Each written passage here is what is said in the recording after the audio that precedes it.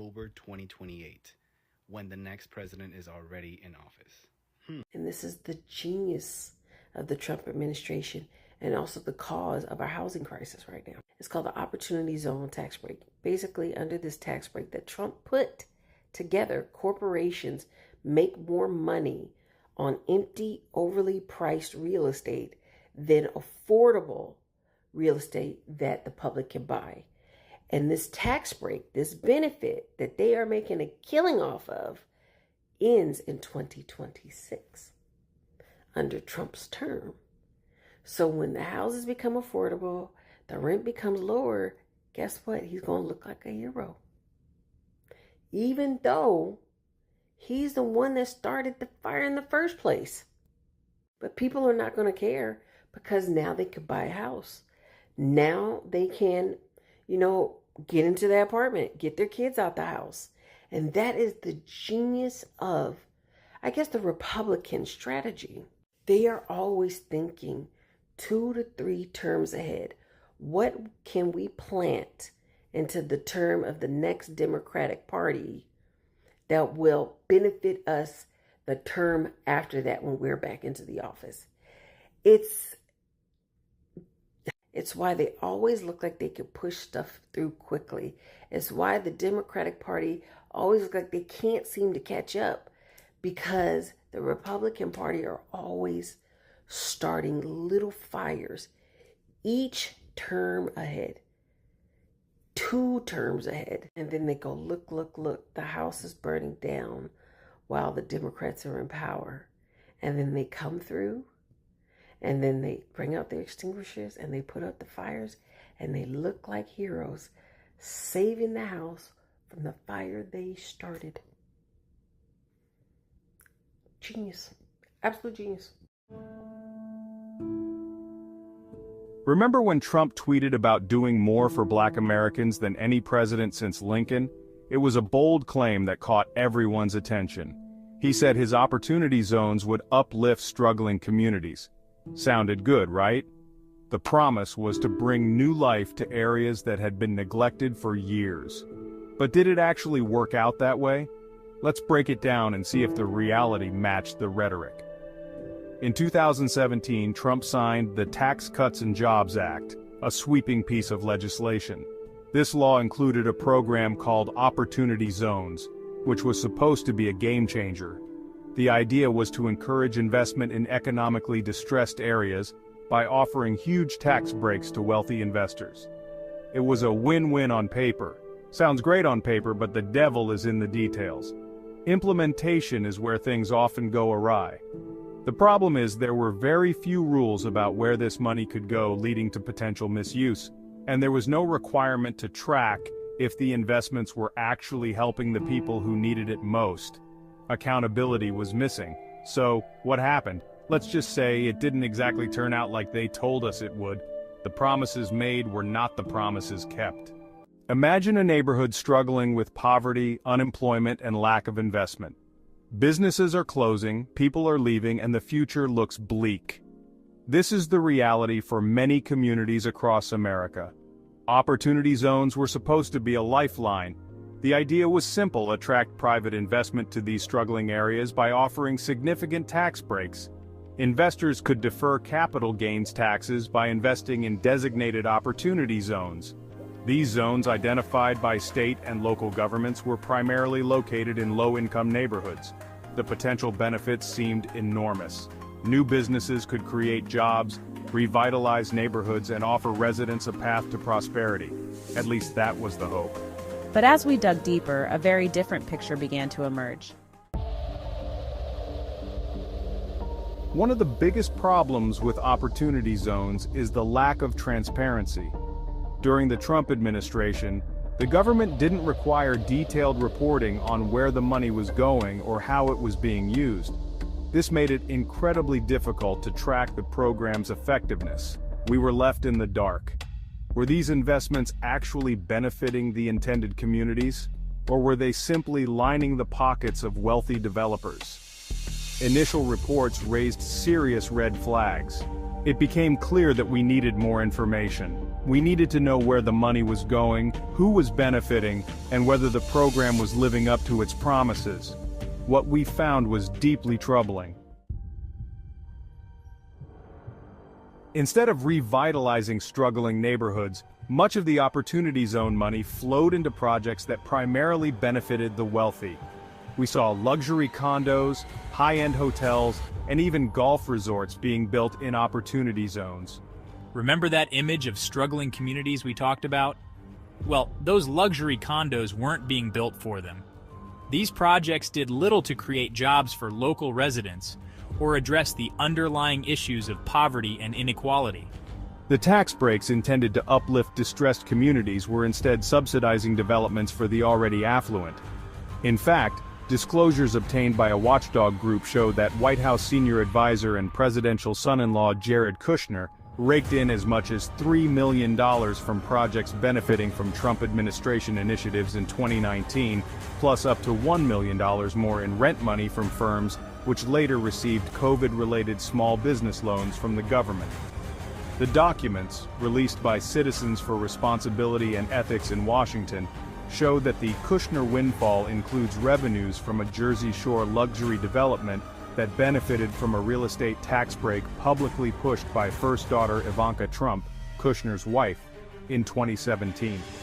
Kushner reported earning $100,001 to $1 million off an entity called Gellert 80 West End LLC, plus $100,001 to $1 million from Pier Village Hotel 3 JV LLC, and $343,000 from PV Bungalow LLC and what appears to be its bar.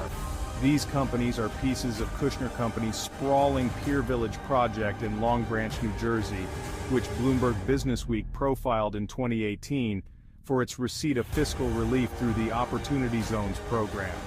Ivanka Trump was a vocal proponent of this program during the negotiations over the controversial Tax Cuts and Jobs Act, which has been the administration's biggest achievement in office. Ivanka Trump advocated for the Opportunity Zones program, while her husband was profiting from it, representing a clear conflict of interest, Crew Communications Director Jordan Libowitz told the Daily Beast.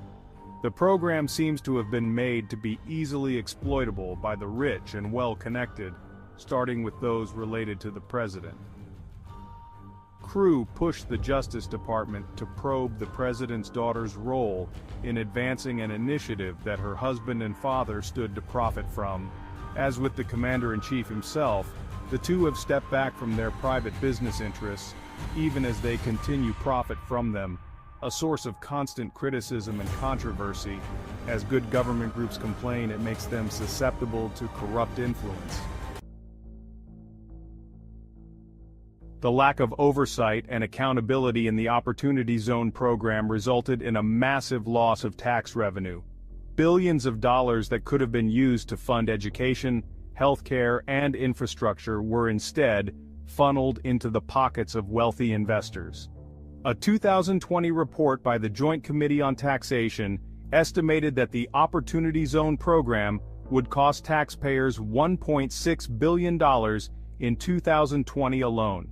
This number was projected to balloon to $13 billion over the next decade. This is money that could have been used to address the very problems that Opportunity Zones were supposed to solve. At the same time, increasing housing unit volume as empty buildings and lots would have been infilled with much-needed units. This would have decreased housing costs and recreating walkable communities. There would have been less food deserts, decreased predatory lending, check cashing fees and loans, and investment of businesses. Instead, it exacerbated the growing wealth gap and left behind the communities most in need. The story of Opportunity Zones is inextricably linked to the larger issue of systemic inequality in America. One particularly egregious example of this is the antitrust lawsuit filed against RealPage by the Department of Justice, President Biden, and Vice President Kamala Harris on Friday, August 23, 2024, a real estate software company. The states whose attorneys general have joined the federal lawsuit are North Carolina, California, Colorado, Connecticut, Minnesota, Oregon, Tennessee, and Washington. RealPage was accused of using its software to artificially inflate rents in opportunity zones and other low-income areas. The lawsuit alleged that RealPage's software allowed landlords to collude on rental prices, driving up costs for tenants and exacerbating the affordable housing crisis. This case highlights how technology has been used to perpetuate and even worsen existing inequalities. It also underscores the need for greater scrutiny and regulation of industries that have a significant impact on people's lives. Instead of revitalizing struggling communities, opportunity zones ended up displacing the very people they were supposed to help. The intended benefits often do not reach those in need. This is a classic example of gentrification, where the benefits of investment accrue to newcomers while longtime residents are pushed out. The promise of economic revitalization turns into a reality of exclusion and inequality. The 2017 tax cuts, including the Opportunity Zone program, were sold as a boon for all Americans. But the reality is far more complicated. While the wealthy reaped enormous benefits, marginalized communities were often left behind. The lack of transparency, accountability, and community engagement in the Opportunity Zone program allowed for widespread abuse and missed opportunities. Instead of struggling communities, the exacerbated existing inequalities. We must learn from the mistakes of the past and demand better from our elected officials. Trump's 2017 tax law is set to expire in 2025, and on November 5, 2024, we, the people of this United States of America, have the grand opportunity to change the trajectory of this nation. We need policies that prioritize the needs of all Americans, not just the wealthy and well-connected. Only then can we create a more just and equitable society for all. I was just on watching a live panel, and I wanted to make this for Elder Millennial and Crazy Mother Runner. So if you're not them, you can keep scrolling or you can stay. Elder Millennial was saying that in 2017, or the Trump administration created the Opportunity Zone, and it was a designation in the Tax Cuts and Jobs Act that put millions, if not billions of dollars out there for Black business owners and small Black businesses, and gave all this infusion of capital to small businesses and Black folks. And that is absolutely not true. And it has been an ongoing speaking point ever since 2017. And I'm going to explain to you why.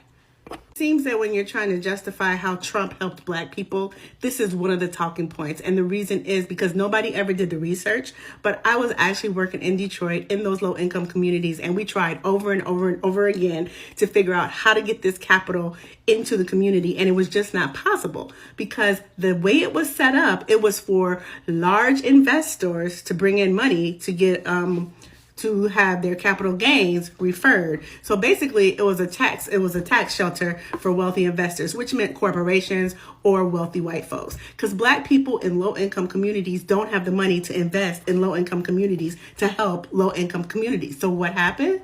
Large corporations and wealthy investors ended up investing their money for that tax break in investments and projects that were already ongoing that didn't really need any more capital because the capital stack had already been approved. However, by infusing more capital, they got the tax break. Black-owned businesses and Black people in general did not benefit from the Opportunity Zone. Take it out of your talking points. No Black people will tell you they got an infusion of capital because of the Opportunity Zone initiative within the Tax Act. This initiative failed is there were no protections within the initiative that required the money get invested and needed to go towards affordable housing, creating employment opportunity or jobs for low-income people, putting capital to help small Black-owned businesses, or putting capital to help minority women-owned businesses. There were no protections, no guidance, no instructions, no designation, no requirement. Also, there were no protections to make sure that gentrification didn't happen. So if wealthy investors found an area in a low-income community that was desirable and they decided to invest there, there were no protections that made sure that gentrification could not happen, where gentrification did happen. So we got a lot of investment in storage facilities. I mean, there are so many storage units now around the Metro Detroit area. It's ridiculous. So take it out of your talking points when you want to talk about how the Trump administration benefited Black people. The money never made it. The wealthy people didn't invest. And if they did, they invested in things that were already being built up. But the wealthy people benefited because they got the tax break. Hey, thanks for your comment. You said it's a prime example of what you mean when you say we can't blame Trump. You know that Jim Crow was nothing to play with. But we failed to mention all we did have as people of color. We owned property, ran businesses, established cities. We did do that. So let's get into the property part of it, right? Can't blame Trump. I would just tell you one thing. Opportunity zones. So no one understands that Donald Trump, under his administration, gave $1.5 trillion to investors to create these opportunity zones in urban neighborhoods. We never knew what happened to that money. Trump is single-handedly responsible for the increase in rental rates, the increase in investors buying up all of the property, increasing the housing market so their property is unaffordable for American citizens, especially people of color. Trump is single-handedly responsible for locking you and me, or trying to. I don't know if you own a home. I own a home, but if I didn't, it would be what it be. Of trying to lock us out of the housing market. But if you don't believe me, just watch this.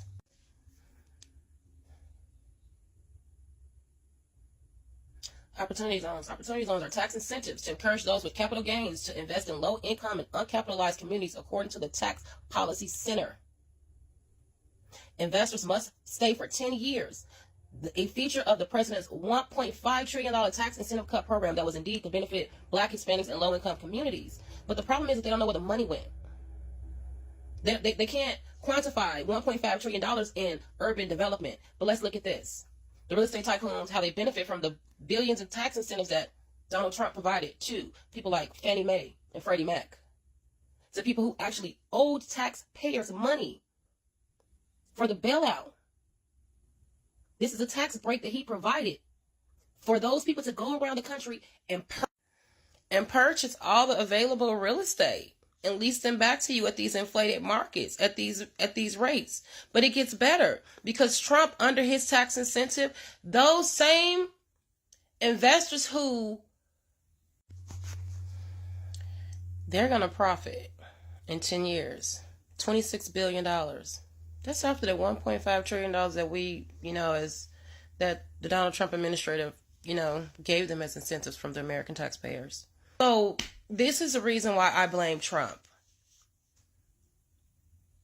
Because I looked at his policies and the shit that he did. That's why I blame him.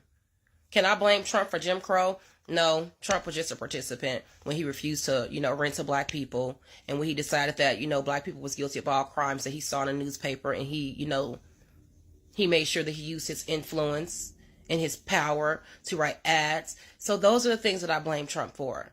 I blame Trump for his policies when he was president and how he stole billions from the American people and gave trillions to make sure that he lined his pocket and the pockets of his constituents, not the American people. So if you want to have some more fact checks about what I can't blame Trump on, because if it's up to Trump, people of color is never going to own property again until opportunity zones are repealed from the tax plan that Trump created in 2017.